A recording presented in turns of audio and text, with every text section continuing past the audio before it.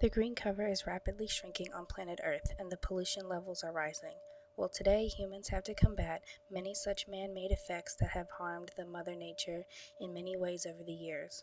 Alarming climatic changes, deforestation, destruction of habitat and extinction of species, rising pollution levels are only some of the current environmental issues that we are faced with today. Let's have an insight on some major environmental issues we need to deal with currently.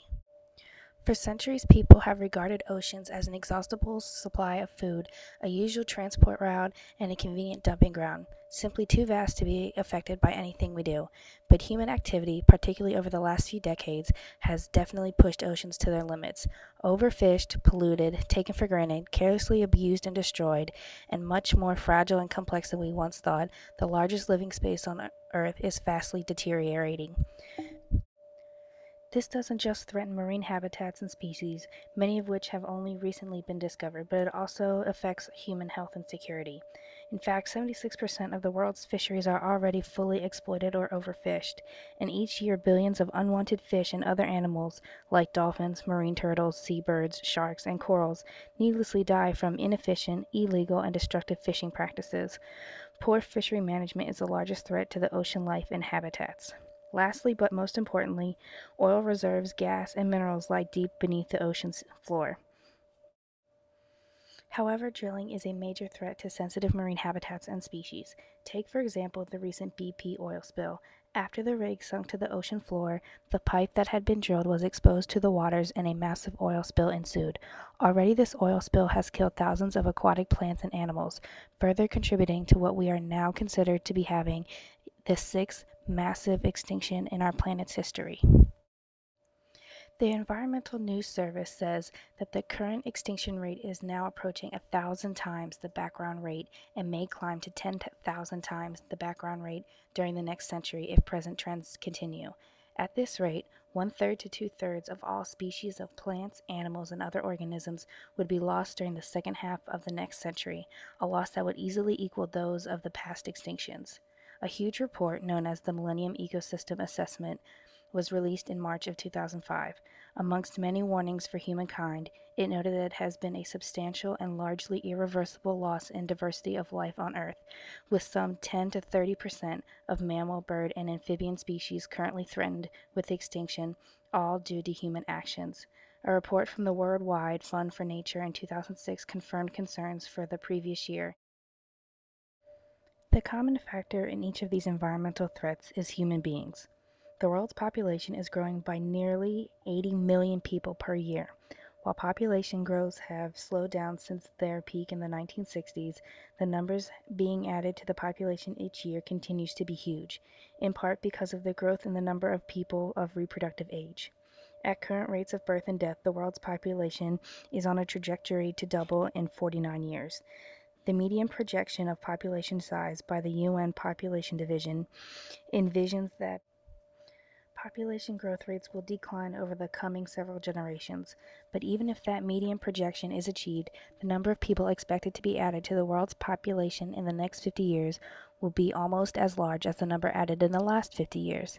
That magnitude of increase, coming on top of the unprecedented growth that has occurred in the last half century, will be felt in all aspects of life. It will further stress already strained ecological systems and worsen poverty in much of the developing world, thus aggravating threats on national security as well as international security. The projected environmental threats to our planet are even more devastating than our current conditions. Let's look at what's predicted to happen to Africa as well as Asia in the near future. In Africa, by 2020, between 75 and 250 million people are projected to be exposed to increased water stress due to climate change. Additionally, in some countries, yields from rain-fed agriculture could be reduced by up to 50%. Agriculture production, including access to food in many of the African countries, is projected to be severely compromised. This would further adversely affect food security and exacerbate malnutrition. Towards the end of the 21st century, projected sea level rise will affect low-lying coastal areas with large populations. The cost of adaptation could amount to at least 5 to 10% of gross domestic product. Finally, by 2080, an increase of 5 to 8% of arid and semi-arid land in Africa is projected under the range of climate scenarios. In Asia, by 2050, freshwater availability in Central, South, East, and Southeast Asia, particularly in large river basins, is projected to decrease. Coastal areas, especially heavily populated megadelta regions in the South, East, and Southeast Asia, will be at greatest risk due to the increased flooding from the sea and in some megadeltas from flooding of the rivers. Climate change is projected to compound the pressures on natural resources and the environment associated with rapid urbanization, industrialization, and economic development. Endemic morbidity and mortality due to diarrhea disease, primarily associated with floods and droughts, are expected to rise in East, South, and Southeast Asia due to projected changes in the hydrological cycle. To highlight these effects, we can look at China's current environmental state. China's desertification may be the worst in the world. Wang Tao, one of the world's leading desert scholars, reports that from 1950 to 1975, an average of 600 square miles turned into desert each year. By the century's end, nearly 1,400 square miles are going to be desert annually. Old deserts are advancing and new ones are forming, forcing Beijing to fight on several fronts. Wang Tao reports that over the last half century, 24,000 villages in the north and western China have been entirely or partially abandoned as a result of being overrun by drafting sands. Falling water tables also plague China.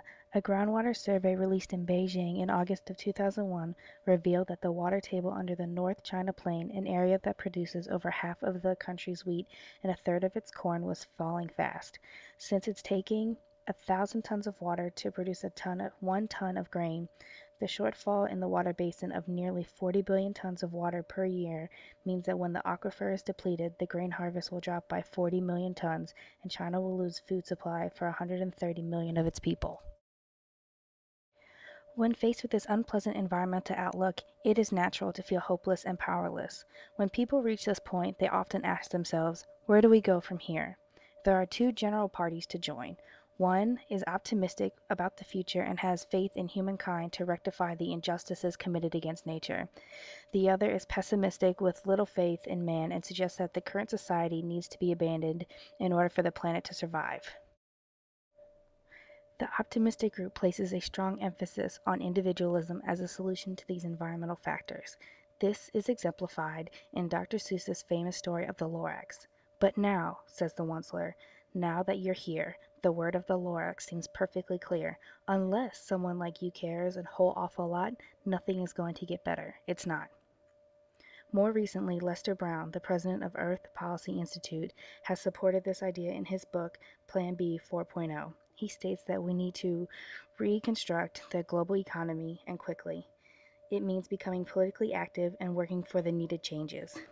Anthropologist Margaret Mead once said, "Never doubt a small group of concerned citizens can change the world. Indeed, it is the only thing that ever has." So, Brown continues, the choice is ours, yours and mine. The choice will be made by our generation, but it will affect the life on Earth for all generations to come. Perhaps the most pessimistic of all is Derrick Jensen. He states in his book, What We Leave Behind, that our activism consists almost exclusively of begging those in charge to go against the requirements and rewards of this omnicidal economy and political and cultural system to do the right thing, something that we know will never be done with any consistency. Our activism is infantile. It's characterized by magical thinking, denial, fear, and narcissism. He does not perceive our activism as coming anywhere close to working. If any of our activism worked, the world wouldn't be getting disassembled before our very eyes.